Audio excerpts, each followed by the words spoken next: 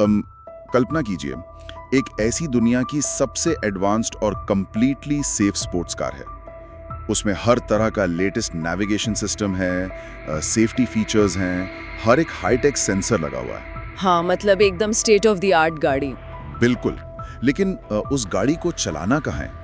एक ऐसी उबड़-खाबड़, बेहद खतरनाक पहाड़ी पगडंडी पर, जहां कोई मशीन या सेंसर काम नहीं करता, जहां नियम सिर्फ और सिर्फ कुदरत तय करती है।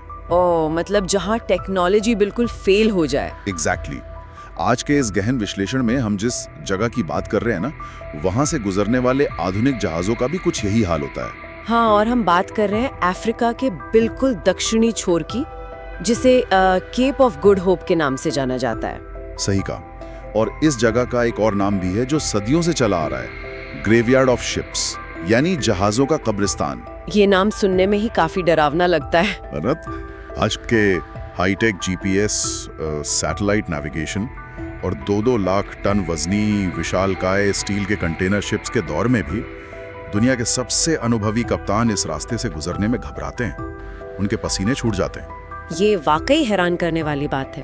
तो आइए इस मुद्दे को थोड़ा विस्तार से समझते हैं। आखिर इस एक भौगोलिक बिंदु में ऐसा क्या है जो आज भी हमारी इस सारी मॉडर्न टेक्नोलॉजी को बिल्कुल बौना साबित कर देता है? देखिए, इस सवाल का जवाब सिर्फ भूगोल में नहीं छिपा है। ये काफी कॉम्प्लिकेटेड पहेली है। आज के इस विश्लेषण में हम यही डिकोड करने वाले हैं कि कैसे कुदरत की बेतहाशा ताकत, इंसानी लालच और आज की जियोपॉलिटिक्स मिलकर एक खतरनाक कॉकटेल बनाते हैं। एक खतरनाक कॉकटेल, बिल्कुल। हाँ, जब हम मॉडर्न शिपिंग के बारे में सोचते हैं तो लगता है जैसे हमने समुद्र को एक आसान हाईवे बना दिया है।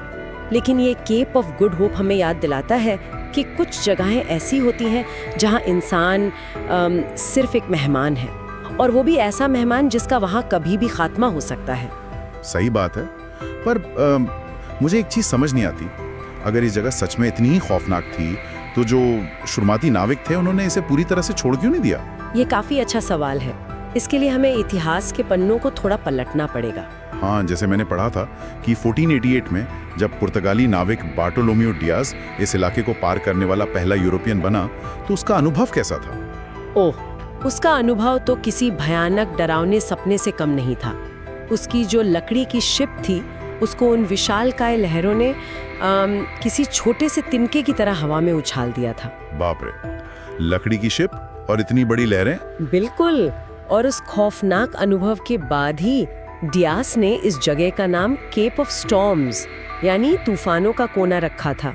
जो कि देखा जाए तो बिल्कुल लॉजिकल और सही नाम था उस जगह की हालत देखते हुए। हाँ, एकदम सटीक नाम था। लेकिन यहाँ पर एक बड़ा ट्विस्ट आता है। पुर्तगाल के राजा जॉन द्वितीय ने इसका नाम बदल दिया। उन्होंने इसे केप ऑफ गुड होप, यानी अच्छी उम्मीद का कोना कहना शुरू कर दिया। वेट, क्या एक मौत के कुएं को अच्छी उम्मीद का नाम दे दिया?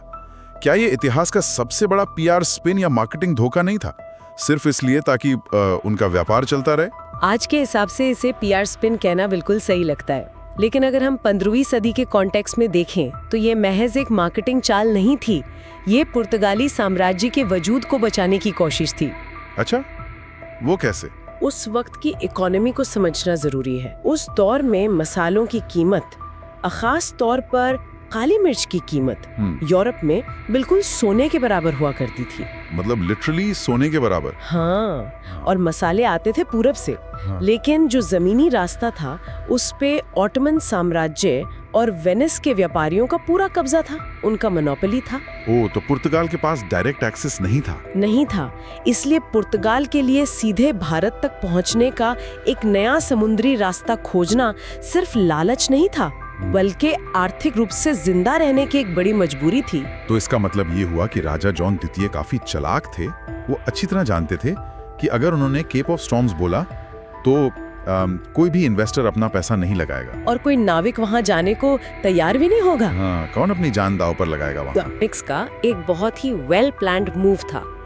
गुड होप यानी अच्छी उम्मीद इस बात की थी कि अगर आप इस मौत के रास्ते को किसी तरह पार कर लें तो आगे एशिया की बेहिसाब दौलत आपका इंतजार कर रही है। सही कहा।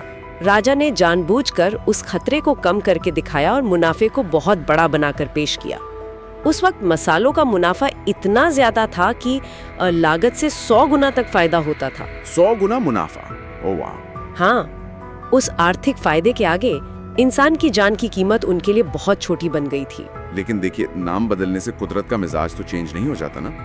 गुड होप के इस झांसे में आकर व्यापार जरूर बढ़ गया, जहाजों का आना जाना तेज हो गया, लेकिन उसके साथ मौत का आंकड़ा भी तो बेतहाशा बढ़ने लगा होगा। बिल्कुल, मौत का आंकड़ा बहुत तेजी से बढ़ा, और जब लगातार नाविकों की जान जा रही हो, बड़े बड़े जहाज रहस्यमयी तरीके से बिना कोई निशान छोड़े गायब हो रहे हो, तो डर और खौफ पैदा होना नेचुरली लाजमी है।